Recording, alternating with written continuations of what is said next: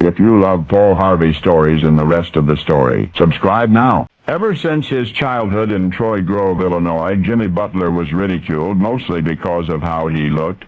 His nose was quite long, and it was pointed, and his upper lip stuck way out like a duck's bill. In fact, that's what the other youngsters in Troy Grove called him, Duck Bill. "Hey, Duck Bill," they'd say. "Why aren't you in the pond with the other ducks?" Jimmy never answered, not even when the bullies in school taunted him with that hated nickname and threatened him with violence. He never responded because, you see, there was a daydream that kept his mind otherwise occupied, a thought of someday becoming a famous professional gambler, somebody dashing, perhaps even a little dangerous, but mainly somebody that others would envy. One day that ambition propelled Jimmy west to the Mississippi in search of his own personal fame and fortune, but what he found instead, well, that was the rest of the story. The American West Jim Butler discovered was scarcely as romantic as the one he dreamed of in Troy Grove, Illinois. Most surprising of all was the widespread corruption he encountered. But rather than return to a peaceful, pious life back east, Jim stayed, and he conformed. He went on the city payroll in Abilene, Kansas.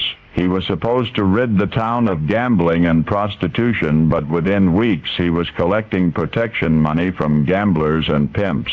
He was spending his afternoons at the card tables and his evenings in the red light district. Predictably, I suppose, Jim was fired after a few months on the job, and from there the low road led straight downhill. He tried prospecting, he found only fool's gold. He even resurrected his boyhood fantasy of becoming a traveling gambler, but he lost more than he won. He did get a job as a freight company guard once.